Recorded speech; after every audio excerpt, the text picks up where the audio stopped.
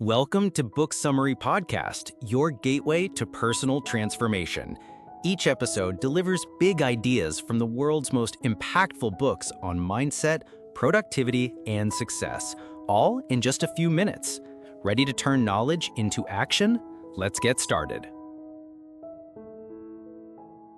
Welcome to The Deep Dive, the show where we sift through the noise, take a stack of your sources, and really distill them into the most potent nuggets of insight, just for you. Today, we're plunging into a topic that touches nearly every single one of us, often with, a whisper of dread or maybe a shout of anxiety. Money. As Charles Dickens so perfectly put it in David Copperfield, annual income £20, annual expenditure £19, 19 and 6, result happiness. Annual income £20, annual expenditure £20, not and 6, result misery. It's a truth that really transcends centuries, doesn't it? That fine line between, peace of mind and utter financial turmoil. It truly is, yeah. That Dickens quote, it resonates so deeply because the stress around money isn't just common, it's pervasive. The American Psychological Association's Stress in America survey revealed that almost 3/4 of Americans reported feeling stressed about money in just the previous month. 3/4. But what's fascinating here, and often overlooked, is that the stress isn't solely about the numbers in your bank account or, the lack thereof. As marriage and family therapist Joan D. Atwood insightfully suggests, money often acts as a powerful metaphor for much deeper, more primal feelings like being loved and cared for. A metaphor for being loved. How so?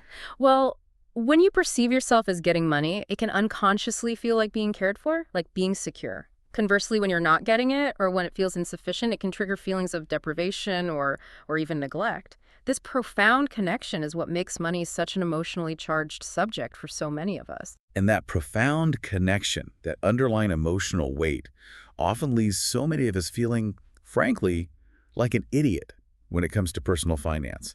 The journalist whose personal journey through financial reckoning we're exploring today admitted to that very sentiment about himself, feeling like an idiot. Mm-hmm. And it's a feeling that the financial industry, unfortunately, has become incredibly adept at leveraging. Think about it. Oh, yeah. How? Well, think about the headlines. You're doing it wrong. It's powerful clickbait, right? It taps directly into our insecurities and our fear of failure, encouraging us to buy into solutions that promise to fix what we perceive as our own shortcomings. Right. No one, after all, is clicking on headlines that say, you're doing great, keep it up. That doesn't sell products. Exactly. It's an astute observation. That insecurity-driven narrative isn't unique to finance either. It permeates many advice-driven industries, from parenting guides promising perfect children if you just follow their 7 steps. Or health regimes. Right, or health and wellness regimes that imply ruin if you don't adopt their specific program.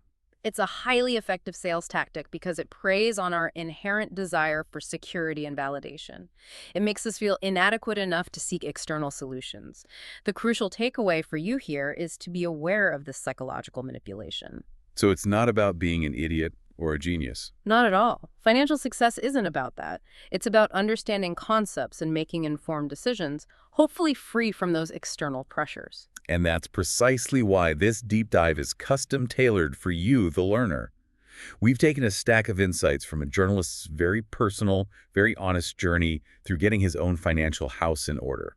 We're going to extract the most important nuggets and surprising facts from his experiences, giving you a powerful shortcut to being well-informed about your own financial landscape, all without the impenetrable jargon, the often prevalent judgment, or the overwhelming deluge of information you find elsewhere. And thankfully, this isn't your standard dry personal finance guide. It's not that at all. It's a relatable story of a reporter who, in his mid-50s, looked at his financial life and realized he had significant fundamental gaps. Big gaps. We're talking about essential things like not having a will or having no clear idea if his life insurance was sufficient to support his family if, as he candidly put it, he got squashed by a bus. Yeah, that's a pretty stark realization to have in your mid-50s. Absolutely. His journey, with all its struggles, its unexpected turns, and its moments of genuine enlightenment, serves as a practical, empathetic guide for your own financial planning. It offers insights into very common challenges and sometimes surprisingly simple yet profound solutions. So today's mission is clear. We're going to explore some central questions. Why does money, this seemingly logical system of numbers, manage to make us all feel very, very crazy at times? What are the foundational elements of good financial planning, drawn not from theory, but from real-world experience and, hard-won lessons? How have others faced and overcome these financial challenges, often stumbling and learning along the way? And most importantly, throughout this entire deep dive, we'll be connecting back to your financial picture, asking what you can learn from these experiences to apply to your own potential challenges and opportunities. We want to ensure you walk away with concrete, actionable insights. Let's begin. Okay, so we've established that money creates anxiety, but let's dive deeper into the root cause. Why exactly does it consistently trigger so much anxiety, even for those earning a reasonable income? Our author, as we mentioned, admits that numbers themselves can be intimidating. He finds it genuinely hard to make choices. Even small ones. Yeah, even for something as seemingly minor as a new coffee maker or a pair of boots. He describes this recurring, acute buyer's remorse. It's not just about grand investments. It's the everyday decisions, too, that seem to, well, paralyze him sometimes. That emotional weight is arguably the largest piece of the puzzle. Financial journalists like Lindsay Goldwert, through her podcast Spent, asks a very direct and relatable question. Why are we so messed up about money? It's blunt, but it hits home. And Joan D. Atwood, the marriage and family therapist we mentioned, brings up that truly fascinating point that speaking about money in marriage is the last taboo. The last taboo. More than sex or infidelity. Apparently so. She clarifies this, explaining that money serves as that metaphor for feelings of being loved and cared for. When her patients receive money, they often report feeling happy, secure, cared for. When they don't or feel a lack, it translates into feelings of deprivation or even resentment. The crucial takeaway for you is this. Recognizing that these deep-seated, often unconscious emotional drivers have a far greater impact on our financial decisions than we typically acknowledge. It's rarely just about the numbers. Wow, that's a powerful and perhaps, unsettling idea. Money is a proxy for love. So with that underlying current, it's perhaps less surprising that we tend to get a bit, neurotic about it. This brings us to Norm Foreman, a psychologist who wrote Mind Over Money back in 1987. He developed categories for what he called money neuroses to gauge a person's money sanity. Money sanity. Okay, Hey. What were the categories? Well, there's the spendthrift, who views shopping like a drug, a temporary high where the thrill quickly fades, leaving guilt in its wake. Then you have the tycoon, for whom money is less about comfort and more about raw power and influence over others. The bargain hunter, who finds fulfillment not in the purchase itself, but only in spending less than the next person, compulsive about haggling, clipping coupons. And finally, the gambler, who craves the sheer thrill of risk, the adrenaline rush of winning, and the escapism that comes with it. Our author even candidly admits to being a bargain hunter with occasional bouts of reckless spending, showing how these categories can sometimes overlap. It's uncanny how familiar and universal these categories can feel, even decades later. They really speak to enduring human behaviors.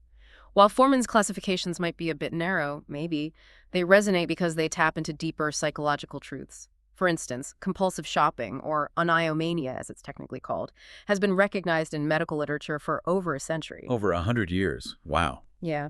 But the real insight, as Adrian Furnham puts it in The New Psychology of Money, is that money isn't just about conscious decisions. It runs deep, way below the conscious level.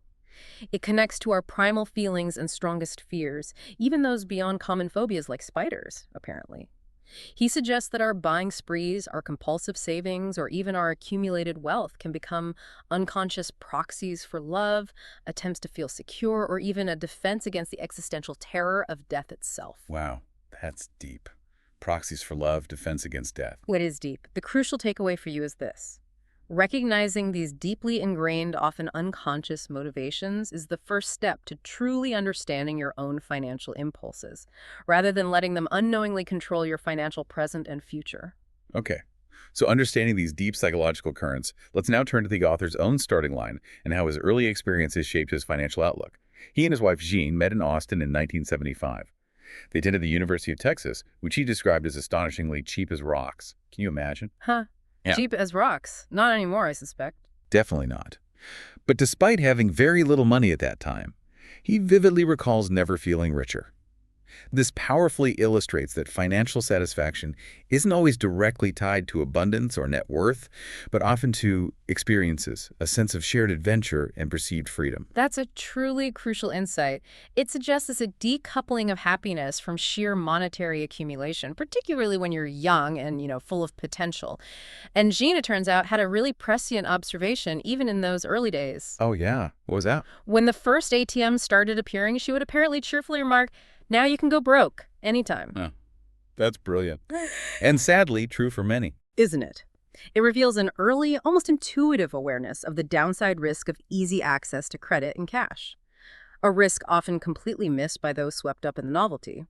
The author's own initial career choice, too, between the perceived stability and higher income of law and the less secure but deeply passionate path of journalism, that shows an early grappling with financial security versus pursuing a dream. This raises an important question for all of us.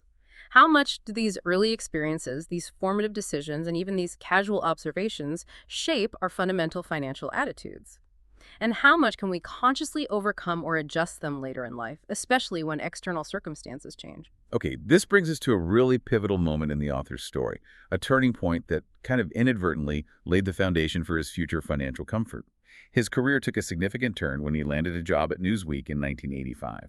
His starting salary was $26,000, which, to give you some context, would be close to $60,000 in today's money when adjusted for inflation. At the time, he felt it sounded like wealth. $60,000 starting out, yeah, that would feel pretty good. Right.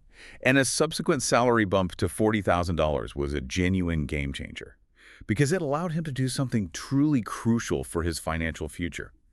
Enroll in a 401k retirement plan. Yeah. He committed to contributing 10% of his income, and then, as he famously put it, he basically forgot about it, just let it run. This one decision, this set-it-and-forget-it strategy, truly underpinned his later financial comfort. Even during financially tight times, they never stopped those contributions. And this set-it-and-forget-it strategy, combined with working for companies that still provided old-fashioned pension plans, remember those, and simply maintaining continuous employment. It truly highlights that a significant part of his financial good fortune was due to getting and keeping jobs that offered these robust benefits. Right, the pensions were huge back then. Exactly. But here's the crucial point. This contrasts sharply with the evolving landscape of retirement for you today. Defined benefit pension plans, those employer-guaranteed payouts, have significantly diminished. Think about this dramatic shift. Back in 1975, nearly half of private non-farm wage workers could count on such a plan. By 2004, that number had plummeted to under 17%. Wow, under 17%. That's a massive drop. It's huge. What this means for you today is that the good old days of employer-guaranteed retirement are largely gone. That key leg of the stool is often missing. The burden of saving for retirement has shifted almost entirely onto your shoulders, making proactive, diligent personal planning and consistent savings more critical than ever before. It's no longer automatic. It's a voluntary, competitive act against all your other financial demands. And this dramatic shift brings us to a stark contrast with the experiences of younger generations, particularly millennials, those born roughly between 1980 and 2000. Economist Raj Chetty's groundbreaking research, based on millions of tax records, reveals a drastic drop in the chance of out-earning one's parents. For someone born in 1940, there was a 92% chance. By 1960, it dropped to 62%. But for those born in 1980, just 50-50. 50-50. That's a profound, almost dizzying shift in economic opportunity and a powerful indicator of reduced upward mobility. It really changes the narrative. Definitely. And this manifests in various phenomena, one of the most prominent being the rise of boomerang kids. A staggering 40% of 18 to 34-year-olds were living with their parents in 2016, highest percentage in 75 years. 40%. That's incredible. It is. And while it might seem like a mark of failure to some, it's often a pragmatic and sound financial decision in the face of what are truly stiff rents and lagging income growth, combined with the heavy, often crushing burden of student debt. This raises an important question for society, and for you if you're a parent. How does this dramatic shift in economic opportunity fundamentally impact not just the financial planning of millennials themselves, but also the parents who often find themselves supporting them for much longer periods than previous generations? It's a real intergenerational financial dance. And that intergenerational financial dance sometimes sparks some pretty intense conflict, as the author found out firsthand. His New York Times essay about his own retirement worries, mind you, from someone with pensions and a 401k, drew what he called a scorching critique from a 30-something novelist on Twitter.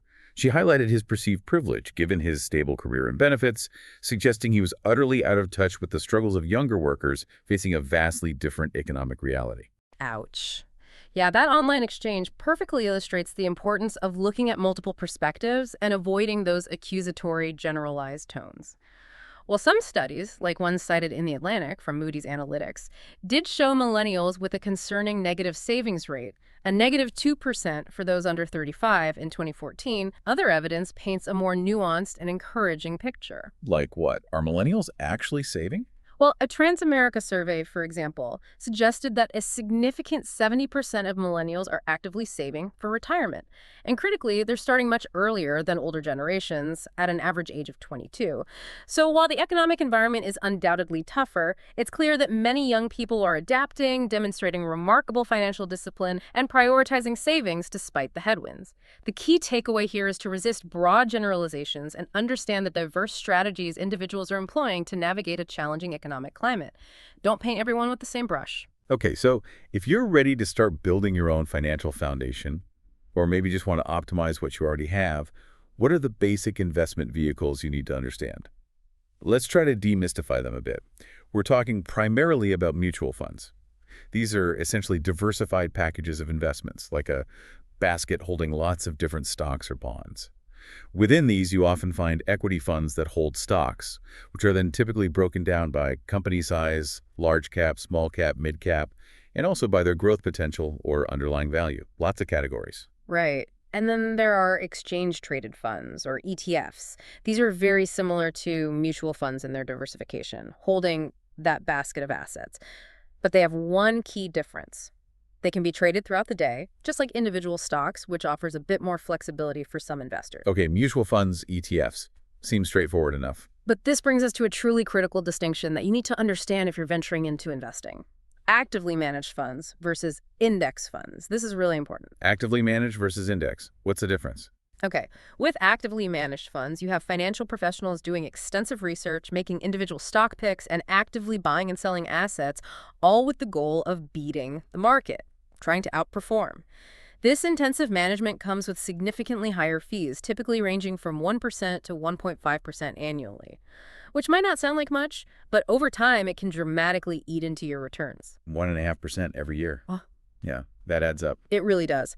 Index funds, on the other hand, are based on a simple, often automated grouping of stocks that passively track a specific market index, like the S&P 500. Because they require minimal management, they have much, much lower fees, sometimes as low as 0.03%. Tiny fees in comparison. 0.03%. That's a huge difference from 1.5%. Massive. And this is crucial because, as John Bogle, the visionary founder of Vanguard, famously and repeatedly argued, actively managed funds often fail to consistently beat the market over the long term. And their high fees become a massive drag on investor returns. If we connect this to the bigger picture, Bogle's powerful mantra, supported by insights from Nobel laureate Paul A. Samuelson, is simple yet profound. Buy and hold with low-cost index funds. This strategy emphasizes long-term growth and minimizes the impact of those return-eating fees. And to really drive home the effectiveness of that simple, low-cost index investing philosophy, let's bring in the ultimate authority on long-term investing, Warren Buffett. She famously made a $1 million bet, that's a substantial amount of money, even for him, that no investment professional using 5 sophisticated hedge funds could outperform a simple S&P 500 index fund over 10 years. $1 million bet. Okay, what happened? The hedge fund manager who took the bet, Ted Sides, eventually had to admit defeat, publicly, proving Buffett's point with a very public, very expensive lesson. Wow. So the simple index fund won against the complex hedge funds. That's right. This Buffett bet is a powerful, real-world illustration of the undeniable effectiveness of simple, low-cost index investing compared to complex, high-fee strategies that promise to outperform.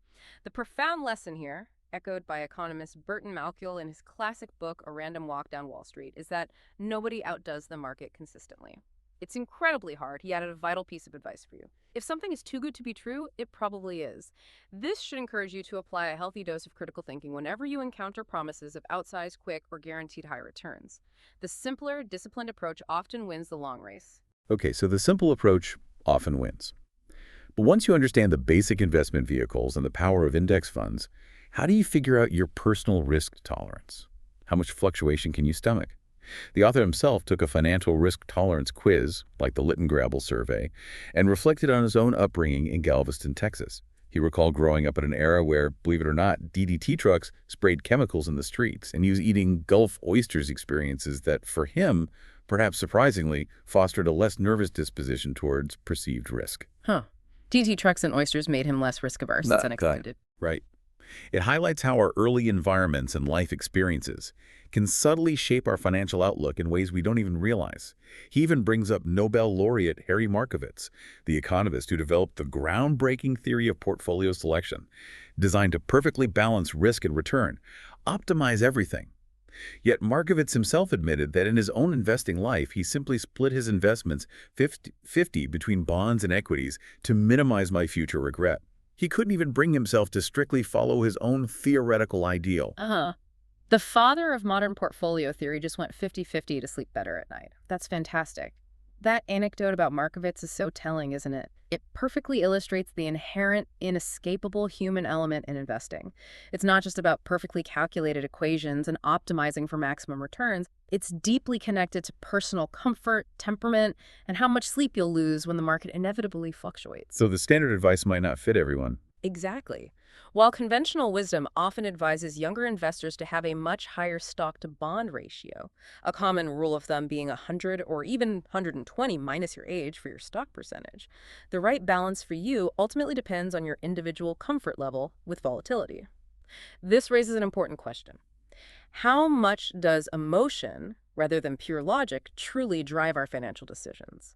And what tangible strategies can we employ to manage that emotional influence, particularly when fear or greed take hold during market swings? It's about managing yourself as much as your money.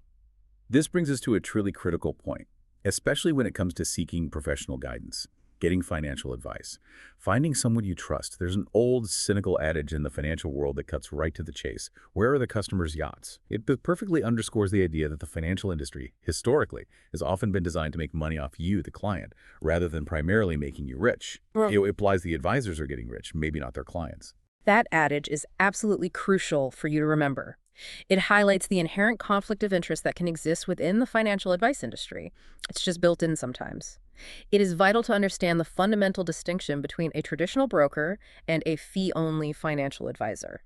This is key. Broker versus fee-only advisor. Okay, what's the core difference? Historically, brokers were generally bound by a suitable standard, meaning they only had to recommend investments that were generally appropriate for your situation. Not necessarily the best or cheapest, just suitable.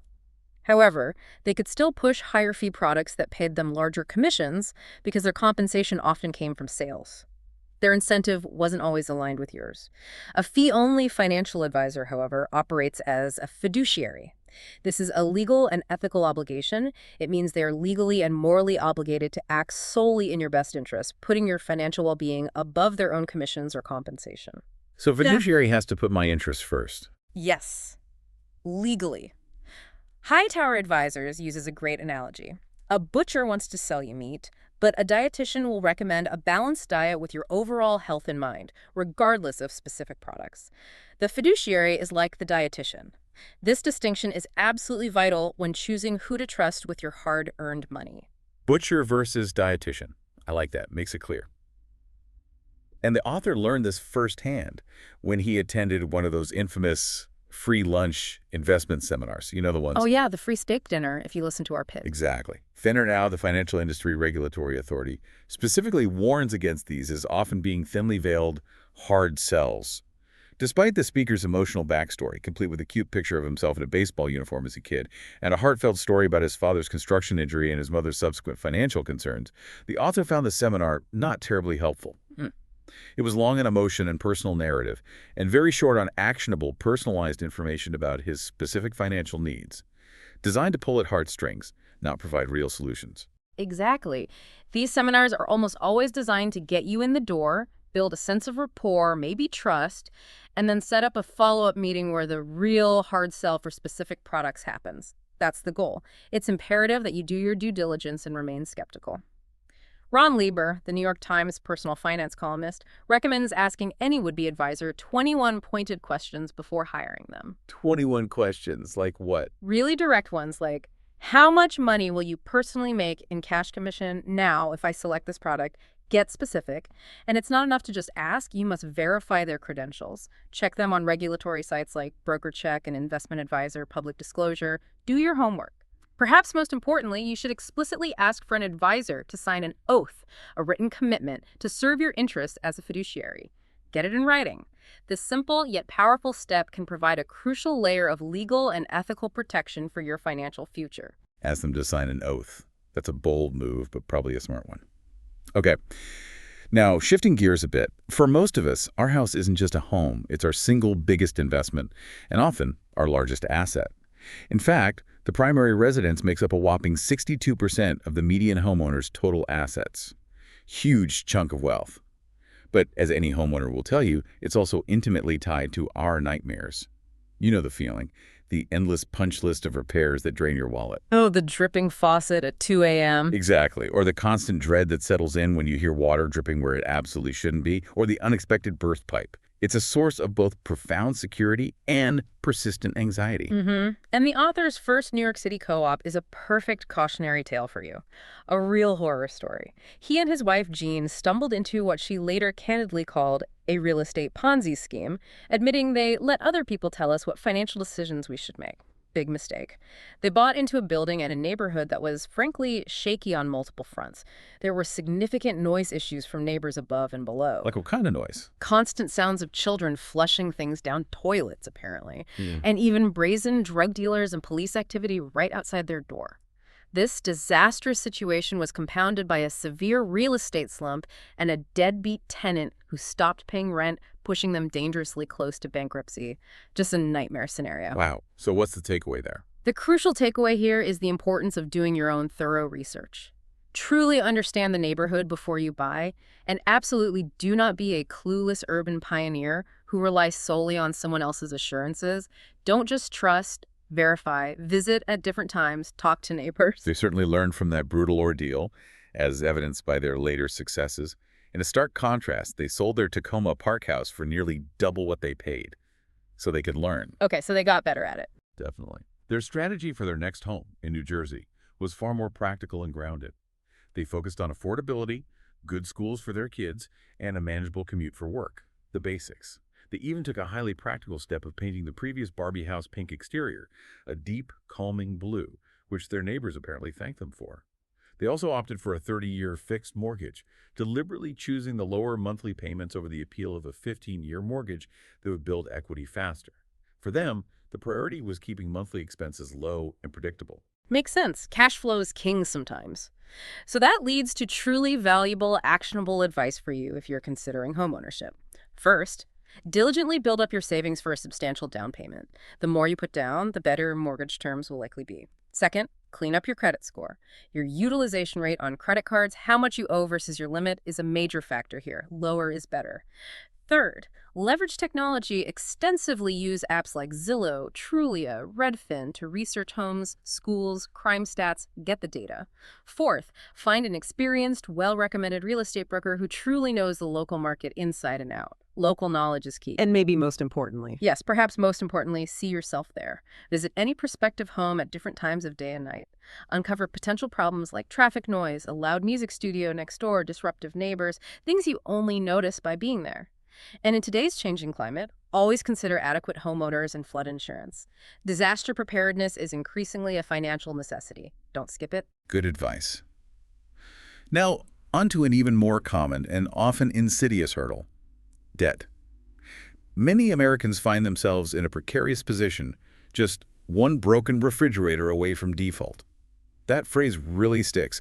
A Federal Reserve report found that a staggering 46% of Americans couldn't come up with $400 for an emergency without borrowing money or selling something. Almost half the country. 46%. That's a reflection of widespread financial fragility. It means an unexpected bill, car repair, medical expense can quickly spiral into overwhelming, debilitating debt for so many. And it's not always about bad choices, right? Not at all. It's crucial to understand that falling into debt isn't always due to lavish spending or poor choices. What's truly fascinating here, and often overlooked, is that medical bills are cited as the largest single factor for why people fall into debt in the United States. Medical bills. The biggest factor. Yeah. The author's own brush with bankruptcy, due to that ill-fated NYC apartment, highlights the painful, drawn-out process of foreclosure and the grim reality of dealing with debt collectors. These collectors often buy old debts at a steep discount, maybe pennies on the dollar, and then aggressively pursue collection. His lawyer's blunt, practical advice during that time to bite the inside of your cheek and simply give up on the money the deadbeat tenant owed rather than pursuing a worthless judgment reveals a painful but practical approach. Sometimes you have to cut your losses. Why was the judgment worthless? Because the tenant likely had no assets to seize. Pursuing it legally would have just cost the author more time and money with almost zero chance of recovery.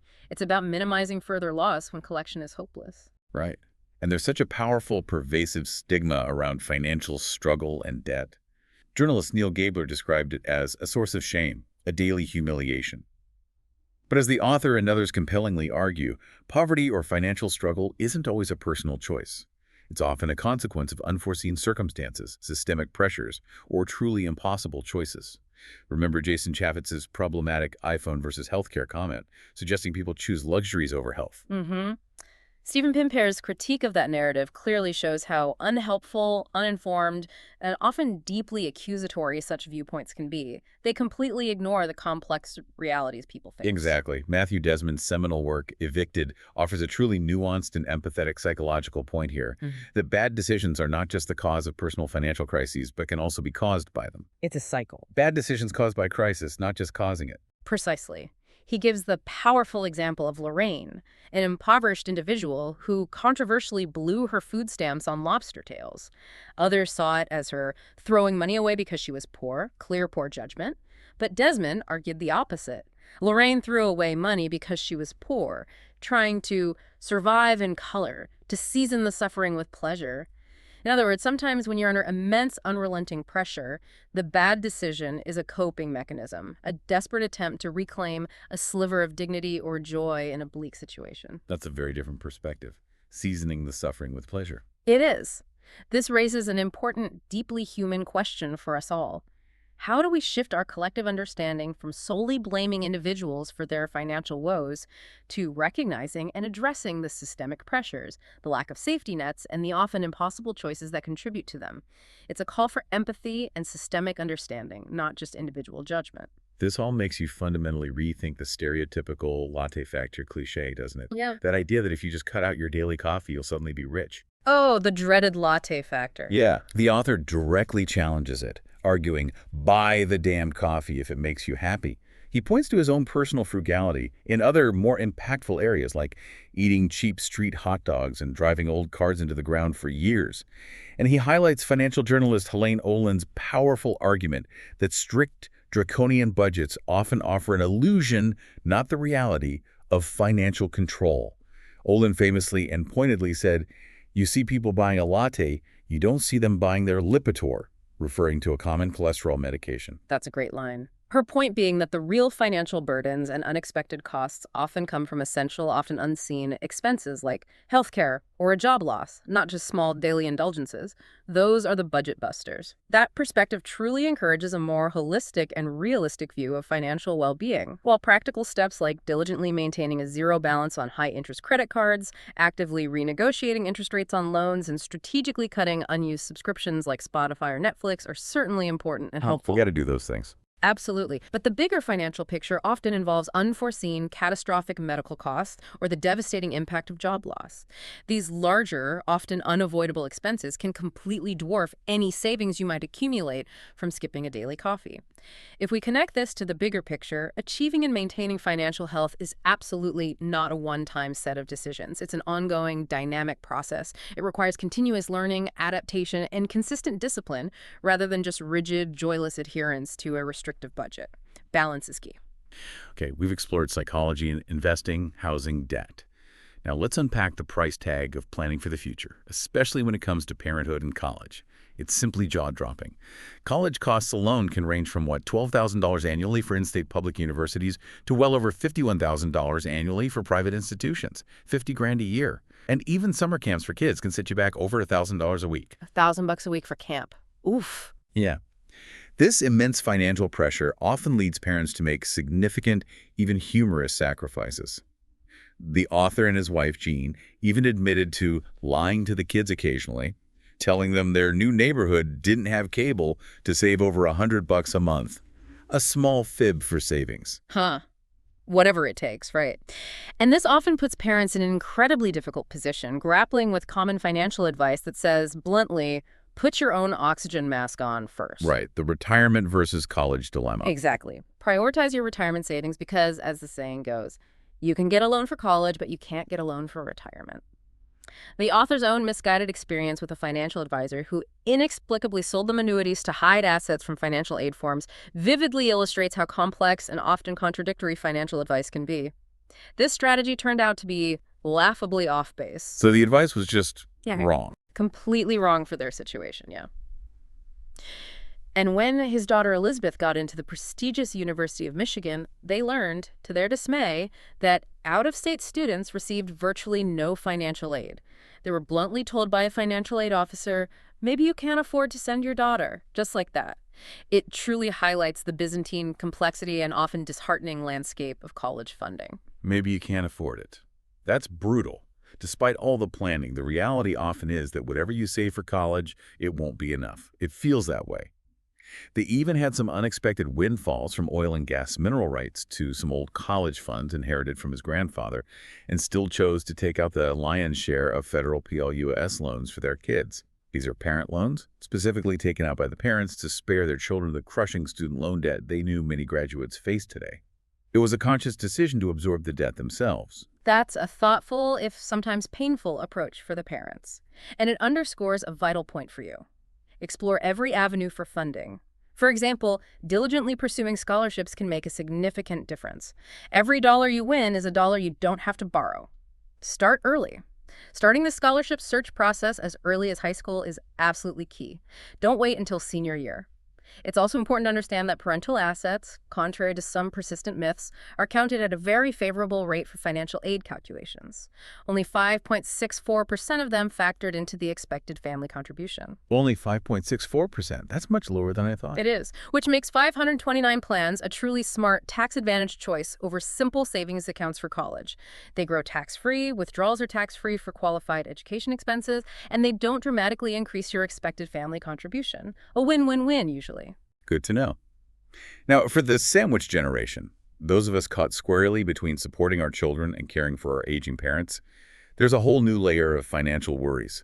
70% of people turning 65 will likely need some form of long-term care at some point in their lives. 70%. And the costs are truly staggering. A nursing home, for example, can run over $90,000 annually, which, when you think about it, is even more expensive than a year of college tuition. 90,000 plus, yeah. This brings us to the harsh reality of Medicare's limitations. It doesn't cover most long-term care and Medicaid's spend-down provision. You effectively have to deplete most of your assets until you're essentially broke before Medicaid. The state and federal program for low-income individuals kicks in for long-term care. And then there's Medicaid's dreaded 5-year look-back period for asset transfers. Trying to give assets away to qualify for coverage within 5 years of needing care can backfire significantly, leaving children burdened with care costs or facing penalties. It's a 5-year look-back. That's tricky. Very tricky. The author shared his family's experience with Jeanne's mother's hip replacement. They chose to hire expensive home health aides, which were not covered by Medicare, a big out-of-pocket cost. This decision, though costly, ultimately saved her life by allowing her to recover at home where the aides spotted a critical infection that could have been fatal in a nursing home setting. This raises an important question for you. How much are we truly prepared for these unexpected high costs of aging? And what proactive steps can be taken, like exploring long-term care insurance while you're younger and healthier, or having explicit discussions about end-of-life wishes with family members to mitigate both the financial and emotional burden on loved ones? Planning ahead is crucial. And as we navigate older age and potential long-term care needs, where we live becomes another critical financial and lifestyle decision. 2/3 of retirees move at least once after retiring. 2/3. And many consult those widely publicized best places to retire lists from sources like Forbes or the Milken Institute. The author even considered Galveston, Texas, his hometown, as a potential retirement spot. Nostalgia called. But as a climate change reporter, he immediately recognized the absolutely nuts risk of hurricanes and rising sea levels in that coastal area. That knowledge overrode any sentimental attachment. That anecdote perfectly connects financial planning to a broader risk assessment and personal values. It's not just about affordability or taxes, it's about what environmental risks you're willing to accept. What community fits your lifestyle? What experiences do you prioritize? For instance, the captivating story of the geriatric hippies couple who decided to live on cruise ships or use home exchange networks for their retirement. Live on cruise ships. Seriously. Yeah, it illustrates unconventional but perfectly viable retirement lifestyles. They prioritized global experiences over fixed assets, often relying on the traditional three-legged stool of pensions, Social Security, and savings to fund their wanderlust. The key takeaway for you is that there isn't one right way to retire. Rather, the most successful approach involves aligning your financial plan with your desired lifestyle, your comfort with risk, and your deeply held personal values. It's about building a life you want, not just a nest egg. Okay. Now, for the topic many of us avoid altogether, often out of discomfort or procrastination, writing a will. Fewer than half of Americans actually have one.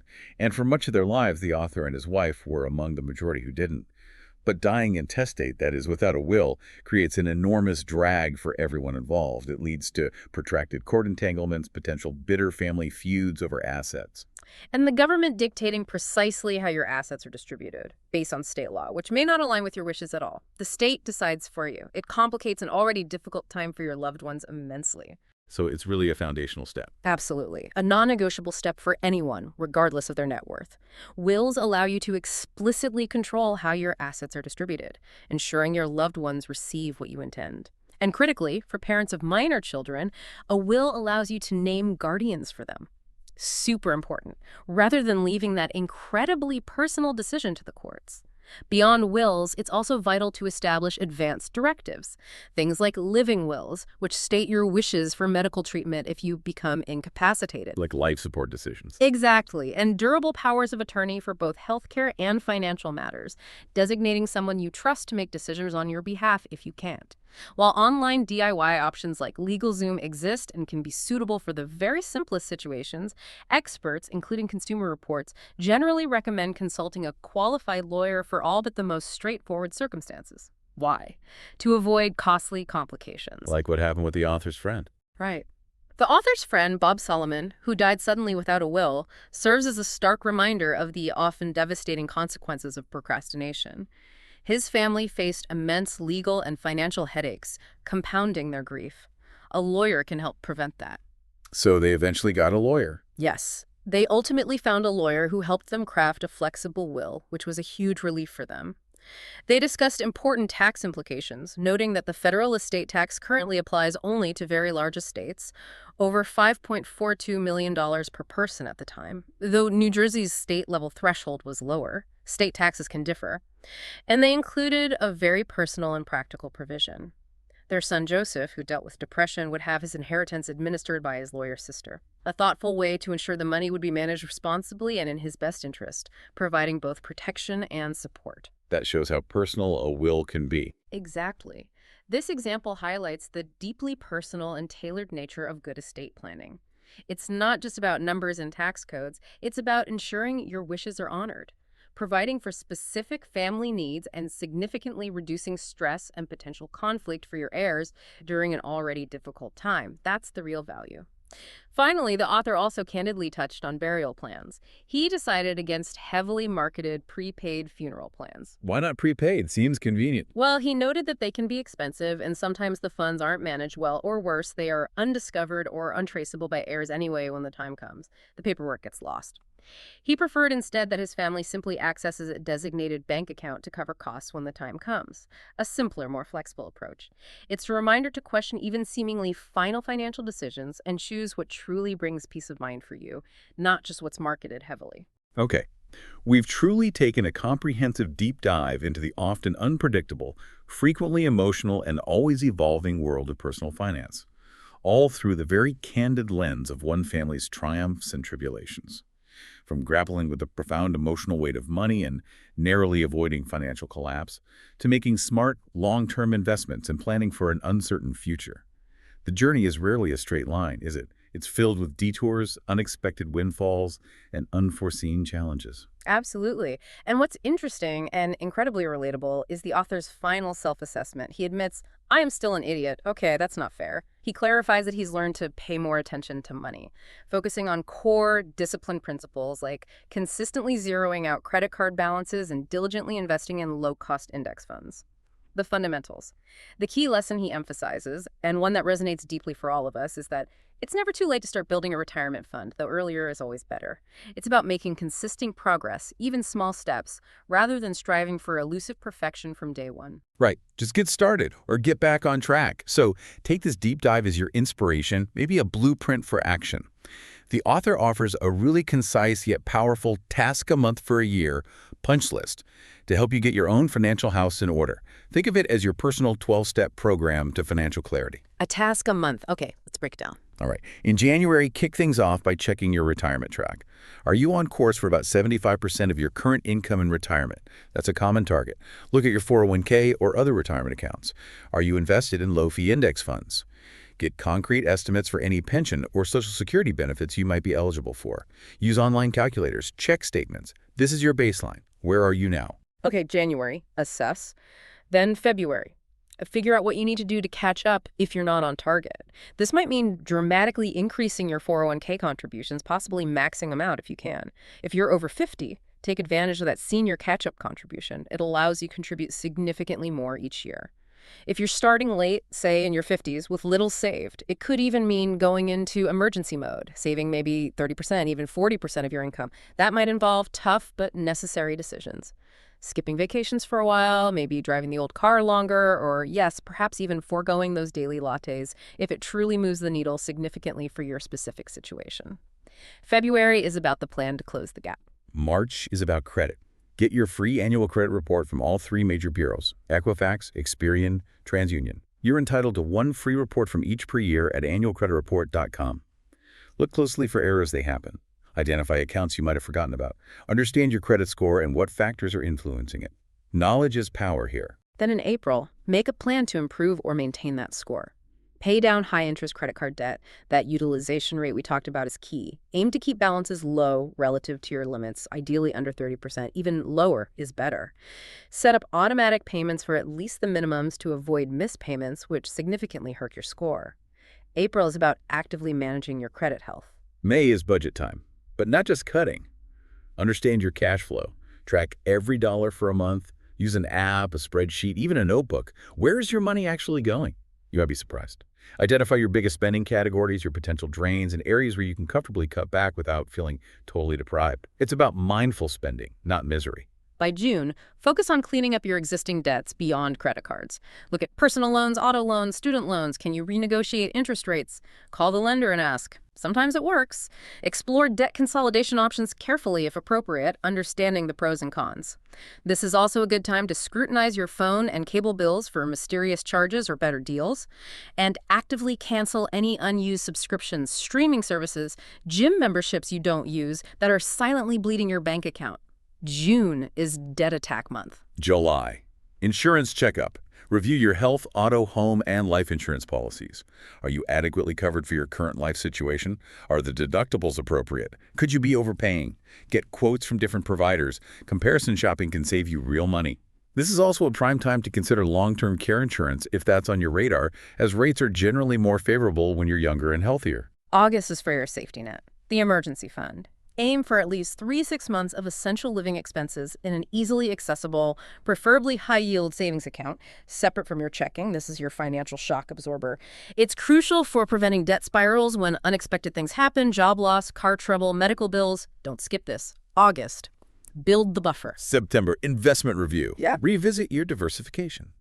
Are your assets reasonably spread across different types of investments, stocks, bonds, maybe real estate and geographies? Don't put all your eggs in one basket. Check your asset allocation, the mix of stocks and bonds. Does it still align with your risk tolerance and time horizon?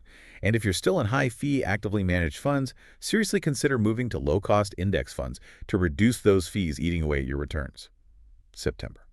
Optimize investments. October. If you have children or plan to help others with education, dedicate time to college savings. Explore 529 plans for their tax advantages.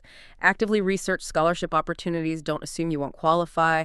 There are scholarships for almost everything. Every dollar you don't have to borrow for education is a huge win. October is future education focus. November brings us back to estate planning. Tackle those crucial steps. Draft or update your will. If you have one, when was it last reviewed? Life changes. Establish or update your living will and durable powers of attorney for health and finances. Make sure the people you've designated are still willing and able to serve. Even if you think you don't have many assets, having these documents in place can save your loved ones immense stress and legal headaches. Get it done in November. And finally, December. Review your progress for the entire year. Look back at your January assessment. Have you made the strides you needed to? Where did you succeed? Where did you fall short? Celebrate your successes, even small ones. Adjust your goals for the coming year based on what you learned. And recognize that financial planning is an evolving journey, not a static destination. December is about reflection and resetting for the next year. That's a great roadmap. 12 steps over 12 months. Seems manageable. Yeah, breaking it down makes it less overwhelming. This monthly punch list truly underscores that financial health is not a one-time set of decisions. It's a process, a continuous loop. It requires continuous learning, adaptation to the shifting economic landscape, and consistent discipline. Your life changes, your financial situation changes, and your financial plan needs to evolve right along with it. So as we wrap up this deep dive, consider this provocative thought. What aspect of your financial life feels most like that elusive penny saved is 2 pennies earned, where you know what you should do, but you've perhaps been faking it till you make it to get there, just hoping it all somehow works out? Where are you maybe papering over the cracks? And remember, as the author learned in his own candid story, sometimes the most valuable financial decisions aren't solely about maximizing wealth or chasing the highest returns. Often they're about minimizing future regret, ensuring profound peace of mind, and ultimately allowing you to live a life in color, filled with purpose and experience rather than constant financial anxiety. So what simple, actionable step can you take today, maybe even right after listening to this, to make your financial future feel less like an intimidating mystery and more like a well-thought-out, adaptable plan? Thanks for tuning in to the Book Summary Podcast.